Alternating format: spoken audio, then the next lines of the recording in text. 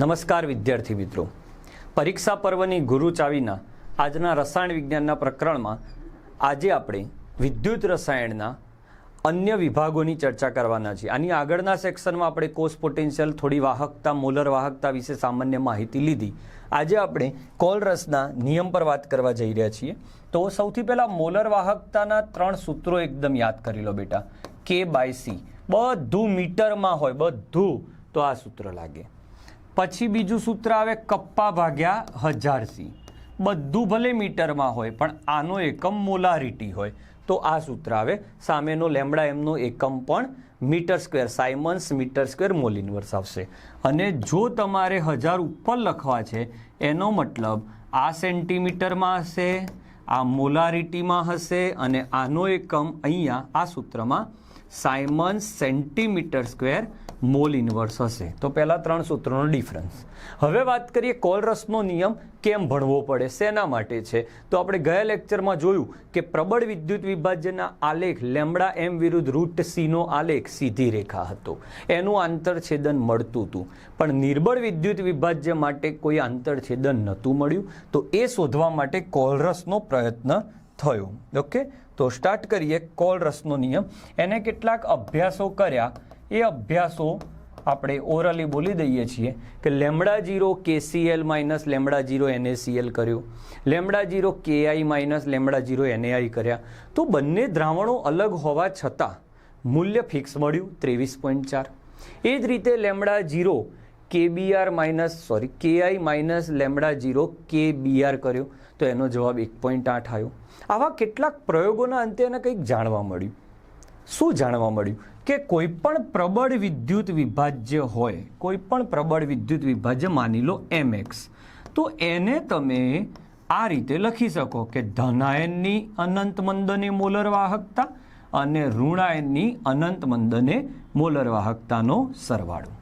નિયમ: પ્રબળ વિદ્યુત વિભાજ્યની અનંત મંદને મોલર વાહકતા અથવા શૂન્ય સાંદ્રતાએ મોલર વાહકતા અથવા સીમિત મોલર વાહકતા, પ્રબળ વિદ્યુત વિભાજ્યની સીમિત મોલર વાહકતા, જે હું 3 નામ બોલ્યો ગમે તે એક, તે તેમાં રહેલા ધનાયન અને ઋણાયનની અનંત મંદને મોલર વાહકતાઓના સરવાળા જેટલી હોય છે. પહેલા 2 અભ્યાસ લખીશું, પછી આ સૂત્ર લખીને વાક્ય રચના લખીશું.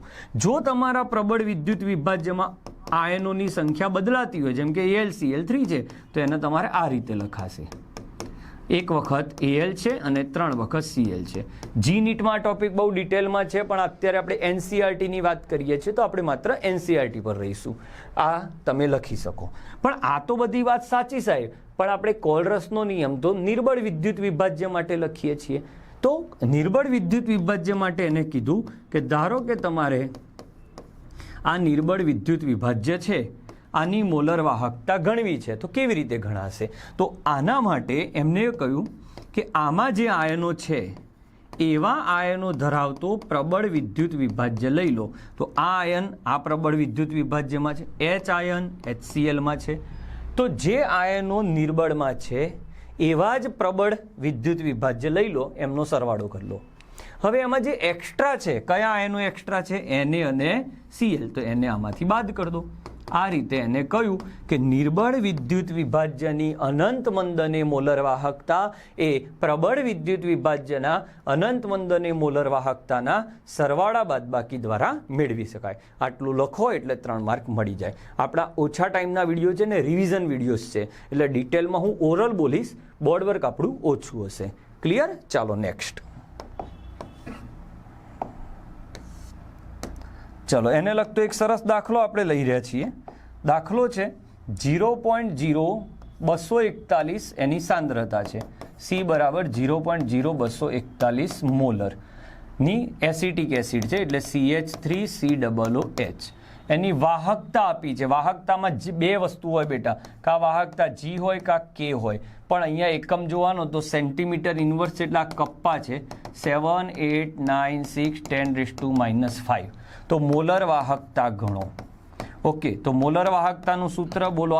આ કયો એકમ હતો યાદ કરો, Simon centimetre inverse. Centimetre inverse હોય તો 1000 ઉપર આવે, 1000 ગુણ્યા કપ્પા બાય સી. ઓકે, એમાં તમે કિંમત મૂકશો એટલે તમને લેમ્બડા એમ મળશે. હવે તમને લેમ્બડા એમ 0 નું મૂલ્ય આપ્યું છે તો વિયોજન અચળાંક ગણો. તો વિયોજન અચળાંકનું સૂત્ર છે આલ્ફા સ્ક્વેર સી. આલ્ફાનું સૂત્ર છે lambda M by lambda M 0. Lambda M તમે શોધી લાયા, લેમ્બડા એમ 0 અહીંયા આપ્યા છે, આલ્ફા મળી જાય. આલ્ફા આમાં મૂકી દો, સાંદ્રતા આપેલી છે આ રહી, મૂકી દો, આન્સર મળી જશે. ઓકે, તો 4 માર્કનો કે 3 માર્કમાં સરસ આ દાખલો આવી શકે. એકમ ખાસ જોઈ લેજો બેટા. Okay, next.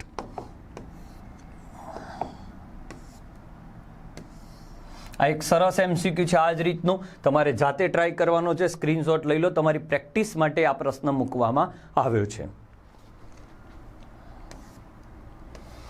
ચાલો, અગત્યનો પ્રશ્ન, ફેરેડેના નિયમો.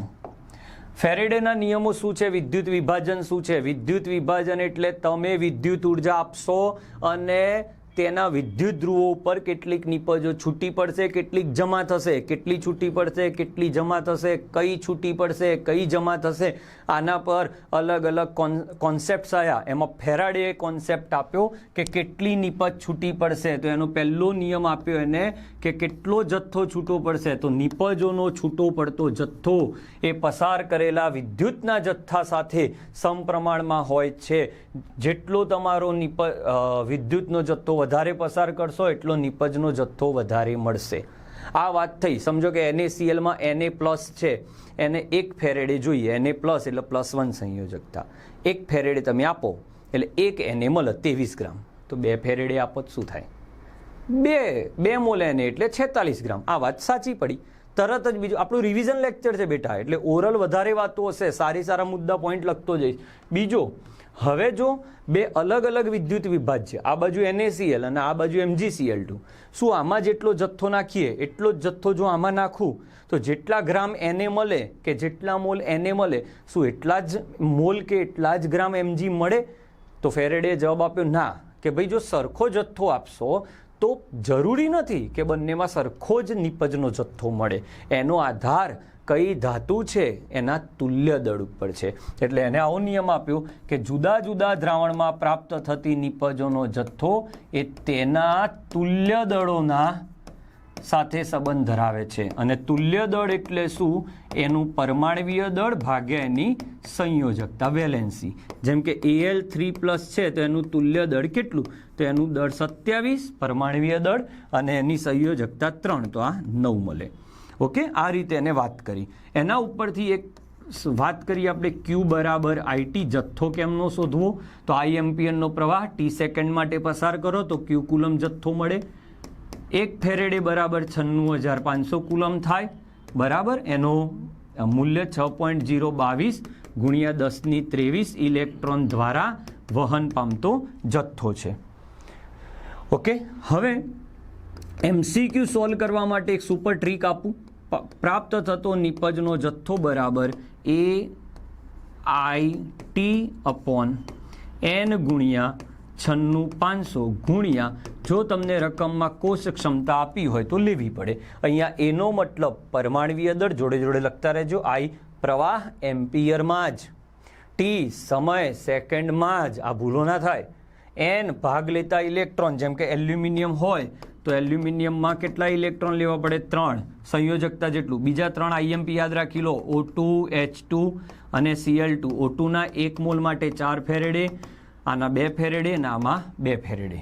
આટલું યાદ રાખો એટલે ગમે તેવો MCQ સોલ્વ થઈ જાય. તો આટલા ફેરેડેના નિયમના દાખલા અને MCQ ગણવા માટે જરૂરી મુદ્દા છે. હાઉ ટુ કેલ્ક્યુલેટ એ તમારી સામે પ્રશ્ન આવે એ રીતે વર્તવાનું રહેશે. ઓકે, આ એકલી ધાતુ માટે છે. 2 વખત ધાતુ કે 1 ધાતુ 1 વાયુ આવે તો આ સૂત્રોનો ઉપયોગ કરવાનો કેવી રીતે જોઈએ છીએ. ઓકે, નેક્સ્ટ જોઈએ.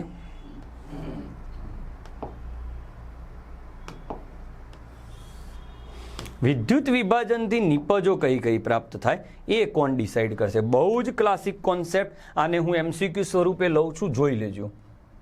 અહીંયા હું દ્રાવણ લઉં NaCl. જો હું પીગલિત દ્રાવણ લઉં, ટ્રીક જોઈ લેજો, તો એનોડ કેથોડ પર નિપજ શું મળે? જ્યારે હું આ ભણાઈ રહ્યો છું ત્યારે હું વિદ્યુત ધ્રુવો અંદર ગ્રેફાઇટના નાખું છું. અન્ય ટ્રીક જોઈ લેજો, આનાથી તમે થિયરી પણ લખી શકશો અને MCQ પણ. પિગલિતનો મતલબ એ થાય કે અંદર સહેજ પણ પાણી નાખ્યું નથી. ઓકે, હવે NaCl તમે નાખ્યું, પિગલિત છે તો એનોડ તમે જાણો છો બેટરીના ધન છેડા સાથે જોડાયના ઋણ, તો આનું ઋણ આના ધન છેડા બાજુ લખી દેવાનું, આનો અહીંયા લખી દેવાનું. લખાઈ ગયું. હવે Na+ જે છે એ પોતાને Na માં કન્વર્ટ કરે અને Cl- પોતાને Cl2, તો આવી ગયા જવાબ. સિમ્પલ. બોલો KCl હોય તો જવાબ શું આવે? અહીંયા K, અહીંયા Cl2. CuCl2 હોય તો શું આવે? અહીંયા Cu, અહીંયા Cl2. કયું દ્રાવણ હોય તો? પિગલિત. નાવ જો મંદ જલીય દ્રાવણ હોય, NaCl નું મંદ જલીય શબ્દ વાપર્યો હોય તો ડાયરેક્ટ ટ્રીક, મંદ જલીય છે એટલે પાણીનું પ્રમાણ વધારે છે એટલે Cl- અને Na+ નું Cl- નું ઓક્સિડેશન મુશ્કેલ પડશે, Na+ નું રિડક્શન મુશ્કેલ થશે કારણ કે પાણી વધારે છે. તો હવે કોણ પામશે? તો પાણીના ધન આયન અને ઋણ આયન ભાગ લેશે. પાણીનો ઋણ આયન OH- અહીંયા O2 બનાવશે, પાણીનો ધન આયન અહીંયા H2 બનશે. બેટા દ્રાવણ ગમે તે હોય, જો મંદ શબ્દ દેખાય તો આ જ જવાબ આવશે. હવે સૌથી ટફ ટોપિક આવ્યો. જો આ જ વસ્તુ સાંદ્ર જલીય શબ્દ વાપર્યો હોય તો શું? તો સારી એવી લડાઈ થશે ભાઈ. સાંદ્ર જલીય એટલે પાણી સામે NaCl હાર માની લેશે નહીં. હવે લડાઈ થશે. એનોડ ઉપર NaCl નો ઋણાયન કે હું જીતું, પાણીનો OH- કે હું મારામાંથી O2 બનાવું. પણ O2 વાયુ સ્વરૂપે છૂટો પાડવા માટે એક્સ્ટ્રા વોલ્ટેજ આપવા પડે છે, જેને ઓવર પોટેન્શિયલ કહેવાય. રાસાયણિક ગતિકીની દ્રષ્ટિએ આ રિએક્શન અતિ ધીમી છે એટલે O2 ના બદલે અહીંયા Cl2 લખી દેવાના. Okay, done. OH પડી રહેશે પાણીનો. ધ્યાન રાખજો આ બેની લડાઈ. એનોડ ઉપર આ લડાઈ પૂરી. કેથોડ પર કોની લડાઈ? તો ધન આયનની. તો NaCl નો ધન આયન Na+, પાણીનો ધન આયન H+. હવે એક સરસ લિસ્ટ લખું છું બેટા. કયા ધન આયન એવા છે જે રિડ્યુસ ના થાય પાણીની હાજરીમાં રિડ્યુસ ના થાય એવા ધન આયન કયા? તો Li, Na, K, Ca, Mg અને Al. આના ધન આયનો આવે તો આનું રિડક્શન ના થાય કારણ કે આના રિડક્શન મૂલ્યો ઋણ છે. H+ નું રિડક્શન મૂલ્ય 0 છે એટલે H+ નું રિડક્શન મૂલ્ય વધુ હોવાથી એ પોતે રિડક્શન પામશે. કોણ? H+. તો H+ નું રિડક્શન શું કરશે? H2. હવે બંને બાજુ જુઓ કોણ વધ્યું? Na અને OH. તો અન્યમાં શું ઉત્પન્ન થશે? NaOH. આ રીતે ડિસાઇડ થાય. ચલો હું તમને અહીંયા આપું. કોપર સલ્ફેટનું જલીય દ્રાવણ, ઓનલી જલીય શબ્દ વાપર્યો હોય તો તમારે એને સાંદ્ર સમજી લેવાનું. ચલો કોપર સલ્ફેટનું જલીય દ્રાવણ, તો સલ્ફેટ આયન અહીંયા આવશે ઋણાયનમાં અને જલીય દ્રાવણનો OH- આવશે. સલ્ફેટ આયન બહુપરમાણવી આયન છે. 3 ઋણાયન આપી દઉં કે જે પાણીની હાજરીમાં ઓક્સિડાઇઝ ના થાય, ઓક્સિડેશન ના અનુભવતા હોય એવા 3. આ ખાસું ડિટેલમાં છે પણ અત્યારે માત્ર ટ્રીકો આપવાની છે એટલે હું આ રીતે લખું છું. મંદ SO4 હોય ત્યારે આ શક્ય નથી. બરાબર. તો આ 3 ઋણાયન ઓક્સિડેશન ના પામે તો પછી પાણીનો O2 બને. ચલો અહીંયા શું આવી જાય? Cu2+ અને પાણીનો H+. તો આ Cu2+ ને H+, તો આ 6 ધાતુ હોત તો એ હારી જાત અને H+ જીતી જાત, પણ આમાંથી નથી એટલે આ છે એ પ્રક્રિયા કરશે. શું બનાવશે? Cu. તો એનોડ પર O2, કેથોડ પર Cu. આ રીતે થાય. ઓકે, SO4 પડી રહ્યો, આ H+ પડી રહ્યો, H+ અને SO4 ભેગા થઈને શું બનાવશે? H2SO4. આ રીતે તમારે ડિસાઇડ કરવાના. ફરીથી શોર્ટ એન્ડ સ્વીટ કહી દઉં. સાંદ્ર જલીય કે જલીય શબ્દ આપે તો એનોડ ઉપર આ ઋણાયનોની જગ્યાએ O2 લખી દેવાનો અને કેથોડ ઉપર આ ધનાયનની જગ્યાએ શું થશે? H2 લખી દેવાનું. પણ એ સિવાયનું કોઈ પણ આવે તો જે હોય એ લખવાનું. જેમ કે CuCl2, તો Cl- આ લિસ્ટમાં નથી તો Cl2 લખી દો. Cu આ લિસ્ટમાં નથી તો Cu લખી દો. એ તમારો જવાબ. ક્લિયર છો? લઈ લો સ્ક્રીનશોટ. બહુ સરસ કોન્સેપ્ટ.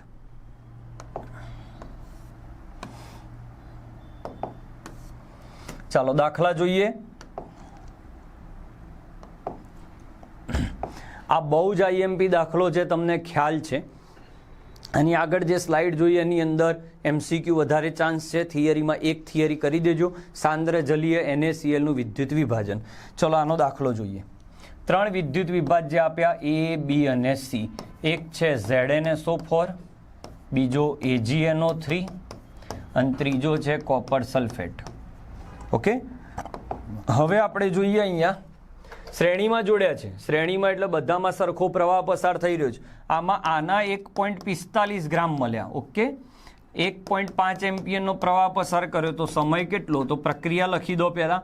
Ag પ્લસ 1 ઇલેક્ટ્રોન લે ત્યારે Ag બને. Agનું પરમાણુય દળ 108 ગ્રામ આપો ત્યારે 1 ફેરેડે. તો 1.45 ગ્રામે કેટલા ફેરેડે? કુલમમાં ફેરવી દો એને એટલે 1295.63 કુલમ આવશે. બરાબર, ચેક કરી લેજો. Q આવી ગયો. હવે Q બરાબર કરી દઈએ બેટા IT. તો T મળી જશે તમને Q બાય I થી. એટલે એક દાખલો પૂરો. હવે આ જે જથ્થો મળ્યો એ જ જથ્થો આ બંનેમાં નાખવાનો, કારણ કે શ્રેણી શબ્દ છે. બોલો, એક દાખલો ક્લિયર?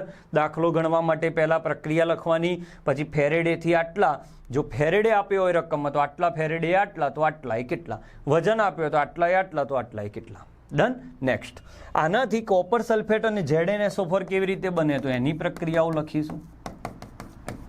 તો બોલો, આ 2 ફેરેડે, આનું પરમાણુય દળ 65.3, તો આટલા કુલંબે કેટલા? આ કુલમમાં ફેરવી દો. 96,500 આટલા, તો આટલા એ કેટલા. એ જ રીતે કોપર માટે રિએક્શન લખી દો. Copper 2 + 2 electron gives copper. 2 × 96,500, આનું પરમાણુય દળ 63.5, તો મળેલા કુલંબે કેટલા? 4 માર્કનો ખૂબ જ ઇમ્પોર્ટન્ટ દાખલો. સ્ટેપ પ્રક્રિયા લખો, સરખાવો અને જે માગ્યું હોય એ મેળવો. ઓકે,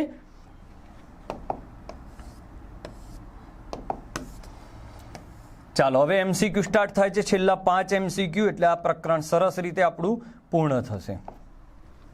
Al3+ ના જલીય દ્રાવણમાં 4.5 ગ્રામ એલ્યુમિનિયમ મળતો હોય તો એ જ દ્રાવણમાં STPએ H2 કેટલો ઉત્પન્ન થશે? તો શું આપ્યું છે ત્યાંથી દાખલો ચાલુ કરો. એલ્યુમિનિયમ, તો પ્રક્રિયા એલ્યુમિનિયમની લખો. Al3+, 3 electron Al. Alનું વજન તમને ખબર છે 27 ગ્રામ માટે 3 ફેરેડે. તો તમારે 4.5 ગ્રામ માટે કેટલા? આ ફેરેડે આવી ગયો. 4.5 × 3 ભાગ્યા 27, 9 તરી 27, 9 × 5 45. 0.5 ફેરેડે આવ્યું. હવે આટલા જ ફેરેડે H2માં નાખો તો H2માં મેં તમને કહ્યું છે 2 ફેરેડે જોઈએ. 2 ફેરેડે 1 મોલ H2 ઉત્પન્ન થાય. 1 મોલ H2 એટલે 22.4 લિટર H2 કહેવાય. તો 2 ફેરેડે 22.4, તો 0.5 ફેરેડે કેટલા? તો એક માહિતી ઉપરથી Q લાવી દેવાનો અને એ Q બીજી માહિતીમાં નાખી દેવાનો. આન્સર તમારી સામે આવી જાય, 5.6 લિટર. 2 ધાતુ હોત તો બહુ સહેલો થઈ જાત દાખલો. સીધું W1/W2 બરાબર તેના બેના તુલ્ય દળનો ગુણોત્તર. ચાલો, આ બહુ જ IMP બહુ વાર પૂછાયેલો પ્રશ્ન છે કે તમારી જોડે 3 દ્રાવણ આપ્યા. આ 3 દ્રાવણ આપ્યા. ઓકે બેટા, સરખો પ્રવાહ પસાર કરીએ 1 મોલ ઇલેક્ટ્રોન, તો જથ્થો કેટલો મળે? તો ત્રણેયની સંયોજકતા જોઈ લો. Al3+, Ag+ અને Mg2+.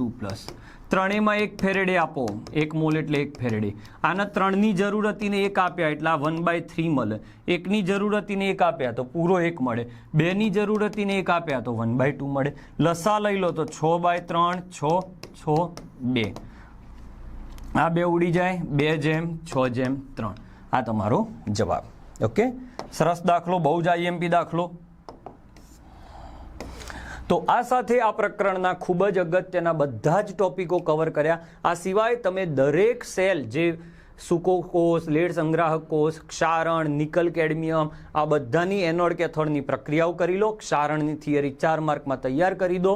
તો આશા રાખું છું કે આ પ્રકરણમાં તમને જરૂરિયાત જેટલા પ્રશ્નો અમે કરાવ્યા હશે. અમે પ્રયત્ન કરી રહ્યા છીએ કે અમારું બેસ્ટ આપીએ. વિડીયોના અંતે તમને ગીતાસાર સ્વરૂપનો શ્લોક મળશે, તે વાંચો અને ખૂબ જ આગળ વધો. મળીએ છીએ આવતા નવા વિડીયોમાં.